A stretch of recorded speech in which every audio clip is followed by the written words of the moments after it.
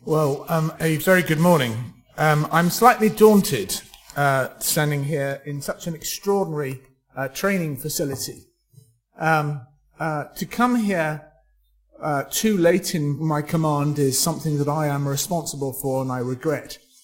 But I need to say that being here as part of a Navy and as part of a culture, national culture, is something that runs deeper to me than people probably know.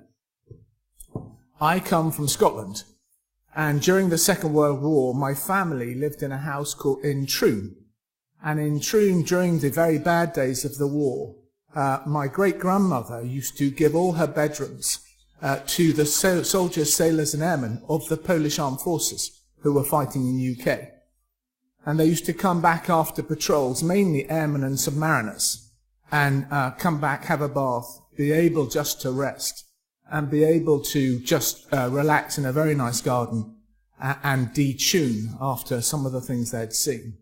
So my family narrative is a family narrative of broken or challenged sailors and airmen who had flown harrowing missions or done harrowing things. And I think it is this warrior culture, this spirit that is embedded in my psyche and in my understanding right from my times as a little boy. So I offer my warmest respects to them, and I offer my warmest respects to you.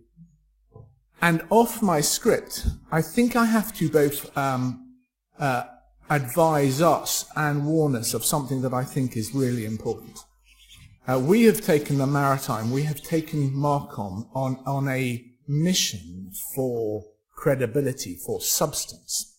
And we're incredibly proud of what we've done. And I see in the Polish Navy a similar sort of journey building with all the excitement that involves.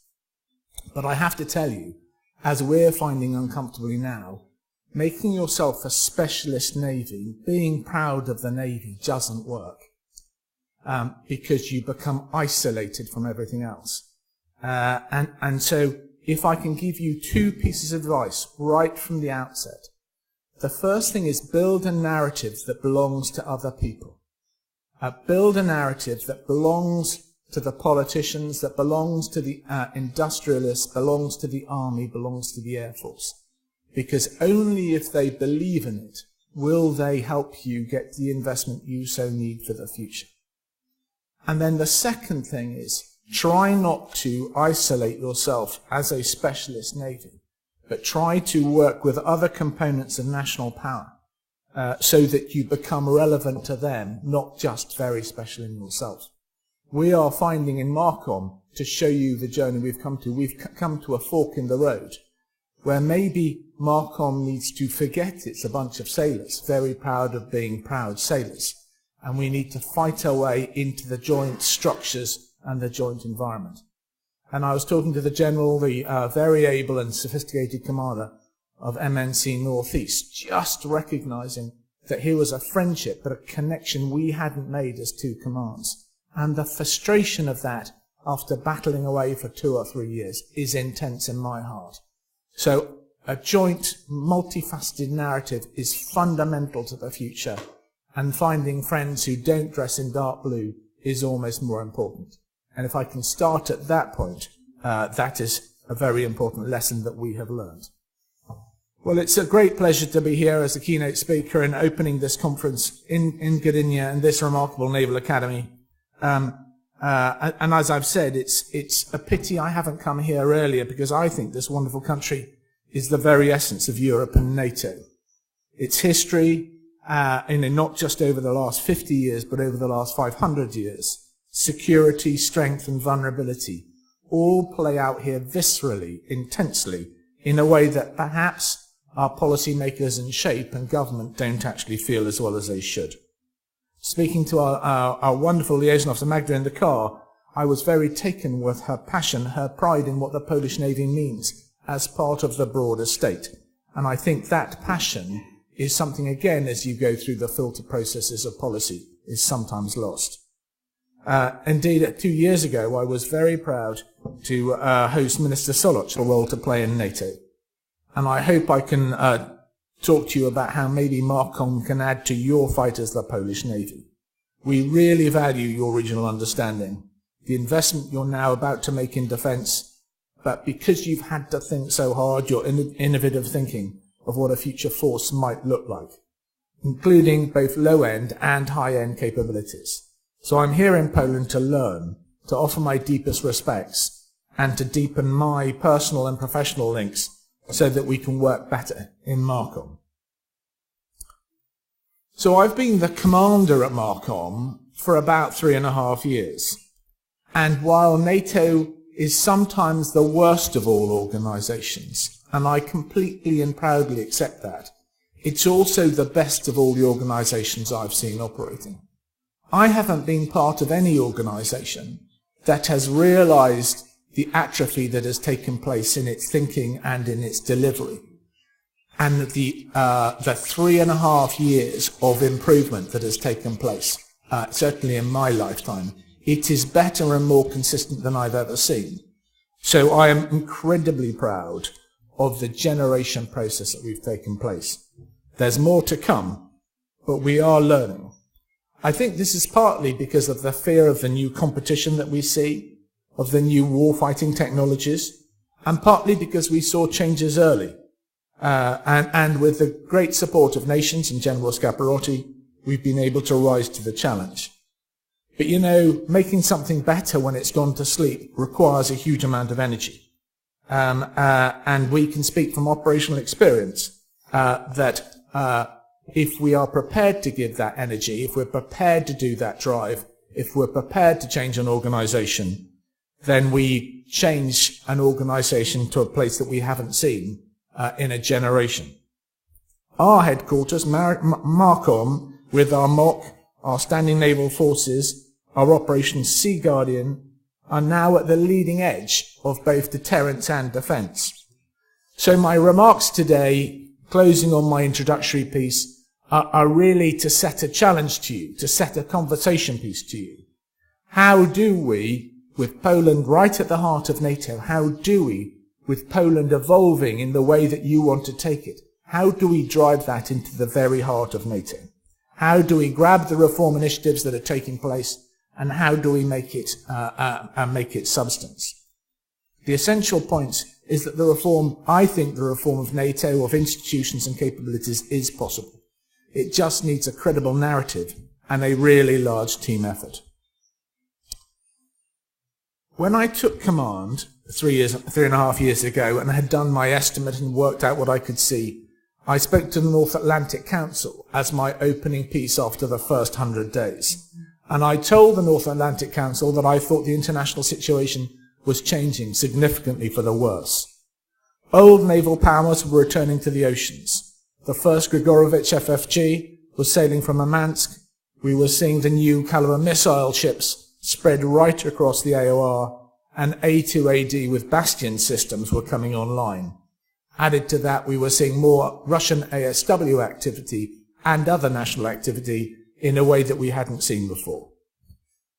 Now, looking out the window, all those warnings now look normal. They look average, as though the prediction both has uncomfortably come true, but settled down into a place that we now don't see as exceptional.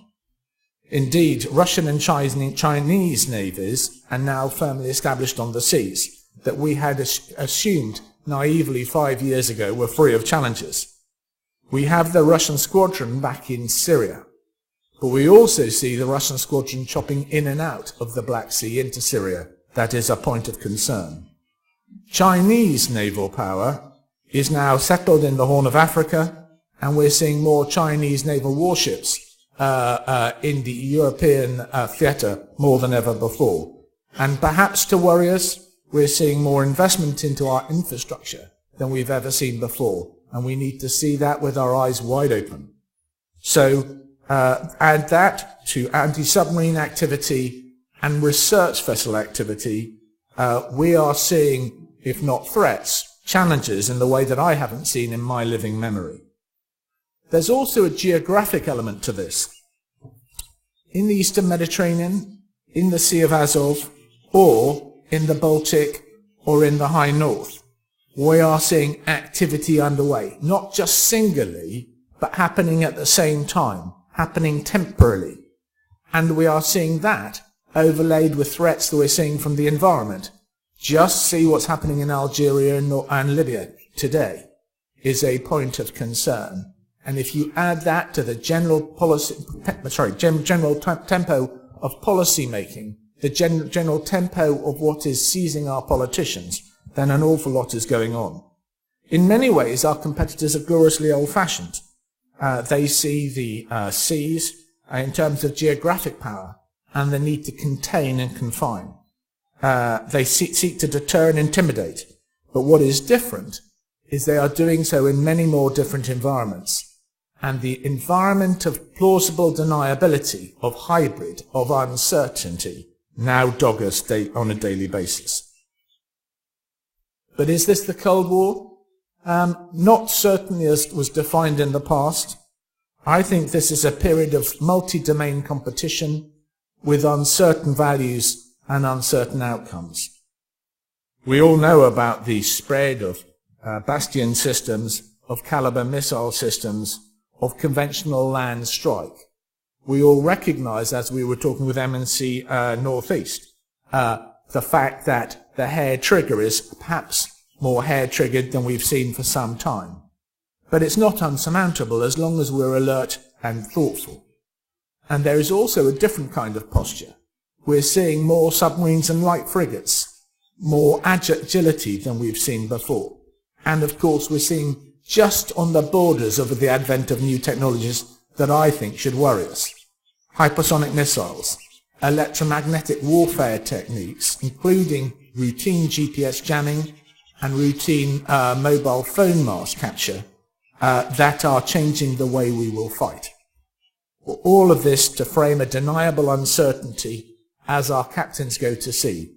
Our captains now, in whatever ship or submarine or aircraft that goes to sea, are facing more challenges than I think we did in the period. I've also spoken to some political analysts recently, and I'm interested that the way we might fight has changed. We're no longer thinking about the eastern border of Poland as a barrier that we need to protect. Sure, it is a barrier we need to protect, but it may not be the only barrier, and we may not be protecting to seize land. You know, we've been reading Gerasimov's writings and others, just as you have, the concept of a short war. And this is where the Baltics become so important. A 60 to 90-day blitzkrieg, with then perhaps an uncertain peace that comes out of it. The idea would be to strike, get a negotiating upper hand, and then pause and cool a conflict down. Because actually, the West is not very good at that. We're very good at MLE, at maximum effort. But how good are we at Article 3 or Article 4? And how do we manage that in a new way? I'm not so sure we know. So, you know, and if we're looking at that, how do we look at the maritime? Well, I don't think the maritime are free oceans. I don't think the maritime is that sort of environment where we can deploy simply and not worry about it. I don't think the maritime is now on the edge of if you're an army officer or an air force officer, of your domain. The maritime, the sea now, is fundamental to your safety. Because if we are looking at these threats that are moving around, if we are not looking to hold ground, if we are looking to blitzkrieg and pause, then the maritime is the point of mobility. The maritime is the point of resupply and re-engineering.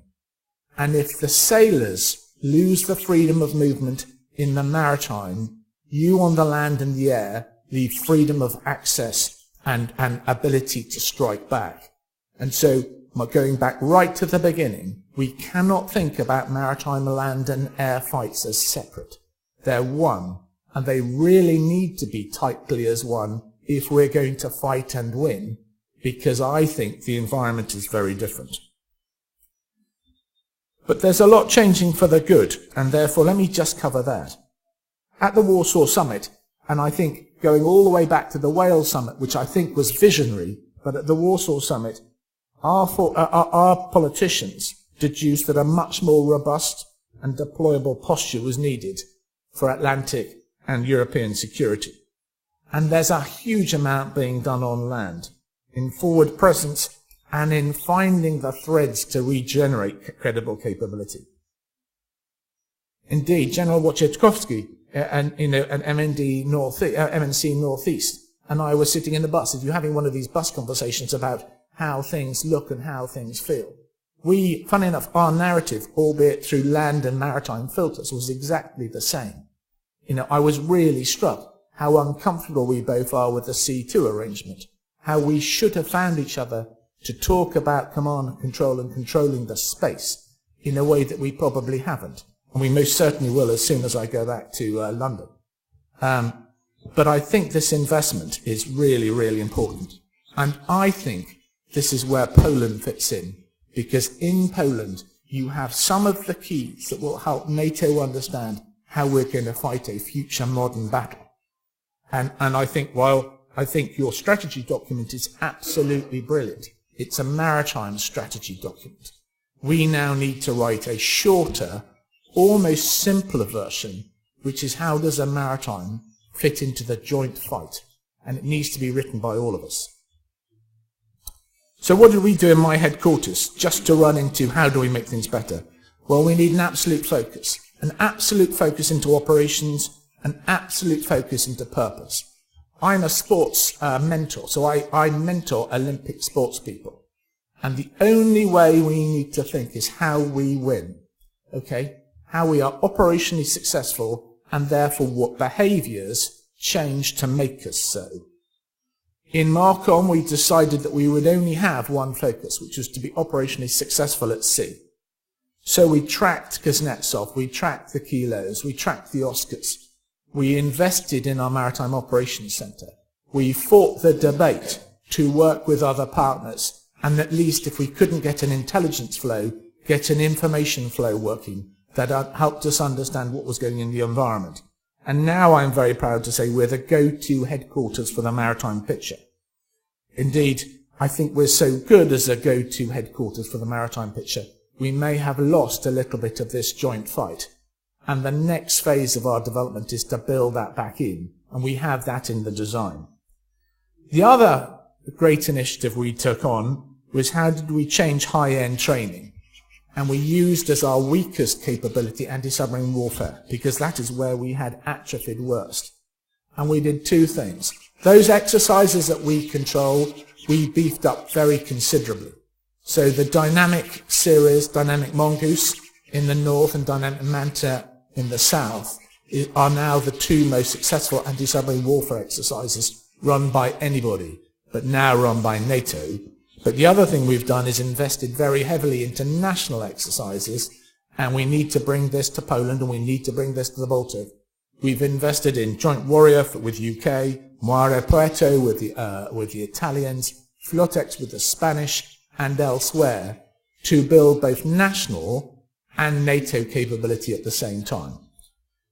We've also thought very deeply about experimentation, and this is a frustration for me beyond all measure, because I don't think experimentation and implementation is about designing fantastic new things. It's about bringing capability to market. It's about getting capability that exists out there and getting it cheaply onto our ships and into our aircraft and whatever. It's not like taking the shortcut or anything like that. The technology companies are designing their technology for us. It's finding a way we can highlight them and bring them at very low cost to market. And so we're just about to do, actually with a Polish frigate embedded, our first tranche at being really ambitious here. I talked about ambition. We are about to deploy a task group, SNMG-1, all the way around the Atlantic to take part in Dynamic Mongoose, to take part in the Canadian exercise Cutlass Fury, and to work up with an American carrier battle group, so that we learn how to do training in a very new way and give nations huge value for money back. And in terms of that experimentation, I think, I'm not 100% certain, 99.9% certain, I've won £700,000 to invest unmanned gliders in the exercising we're taking part, so that we will exercise with autonomous systems in the deep Atlantic to train and use new capability. That is exciting. So under US leadership, with Polish participation, with British and Spanish and Dutch and other warships, we will be experimenting all the way around this 4-month deployment to do new things that we've never done before, and doing it very much in company with the new US 2nd Fleet, the US 6th Fleet, and JFC Norfolk. And they are my new battle buddies. We work as a triumvirate, the 3 admirals, and it feels really exciting. But let me tell you, and let me talk to the policymakers and the thinkers here. This is where SNMGs, this is where the investment into NATO capability comes from, or comes into value. I talk to lots of nations about why should we commit our forces to an SNMG because you're just sailing around and having gin and tonics, aren't you? Well, that was true about 5 years ago. It is completely not true now. An investment by one of your ships into SNMG for a period of time will not expose you to a new level of operational thinking. Our deployment into the Baltic under the banner of Baltops, but then the UK JEF deployment, Baltic Protector, will derive new capability in amphibiosity and amphibious manoeuvre that we have never seen before. It is truly cutting edge. And then the same task group will sail out into the Atlantic doing unmanned anti-submarine warfare and anti-submarine warfare manoeuvre in the deep blue ocean that we may have to do against the Russian submarines now and into the future. Only these vehicles will give nations, including my own, task group manoeuvre at the very high end.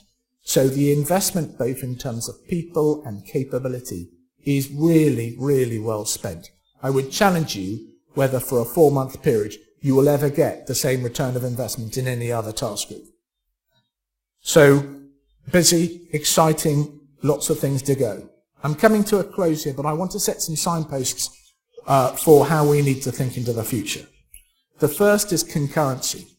The Russians, and if we want to make the Chinese the threat, the Chinese, or the environment, or instability, means that we will not be doing one GRP, one sea at a time. We will have to fight many environments at the same time in a very complicated maritime space. So I need to get nations to recognize that if we have to go through a period of tension, we need to look at NATO as one large piece of water space. Quite frankly, I don't think of the Baltic as a separate sea. I see it as a continuum of the Atlantic and the High North. It is just one component. And if we don't think of it like that, and if I don't use your expertise to help me think like that, then we're mugs. So that's the first thing, concurrency. The second thing is I need to be able to give you, and you need to be able to give me, innovation. Lots of nations are doing really clever stuff. Poland, and we had a really good supper last night talking about it, intellectually, academically, and at sea, because we're having to work with tight resources, because we're having to work with very clever young people, we're doing things differently. So we need to combine how we innovate and really drive forward. I was massively struck with a conversation with the rector this morning that you are here in this academy training the future Polish cyber warriors.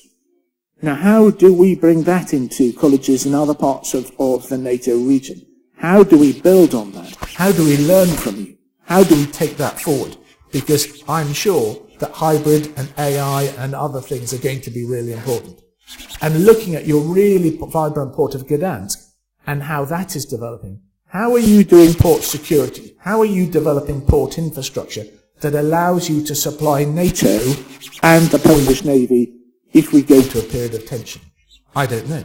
I need to know that much more. So concurrency, innovation. The third component is technology. We need to work out how we fight ASW more cheaply, more quickly, with different resources. We cannot afford to spend the amount of money we're spending on bespoke, expensive warships. £1 billion a pop for a warship is too expensive. £100,000 for a missile is just unmeasurable. We're going to have to think about how we make it cheaper. It's not the little option, but it's little pricing. How do we do that? How we move forward? And finally, How do we drive ourselves much better into the information sharing space? I regret to inform you that I don't think NATO's discipline and security is good enough for the modern fight. It was absolutely fine for the 1970s and 1980s. For 2020, it's not. So how do we work together to get information systems and communication systems that are disciplined, that are secure, and that are linked to commanders? I bet you, if I want to talk and pick up the phone, a secure phone to MNC Northeast, I will have to change my office, because I bet you we don't have a totally secure phone on both the two commanders' desks. And that is incredible in the modern era. We've got to think about how we change that. So I'm coming to the end, and thank you very much for listening. Before I conclude, let me just give a couple of signposts that I think you may find helpful as you move on for the rest of the day. Firstly, we're a happy band here, but just to congratulate Simon and the Academy for putting a conference like this on. It is really important we keep talking about this. The US do a cooperative security forum. We're doing a series of conferences. It is extraordinary how much we learn out of each one of them. So, Simon, well done and thank you. It's really good you're doing so.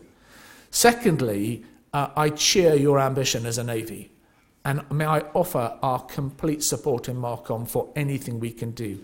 I think you're absolutely right in the way you're taking the new vision and the direction forward. I recognise the fight you're about to have to claim resources and claim people and all the rest of that.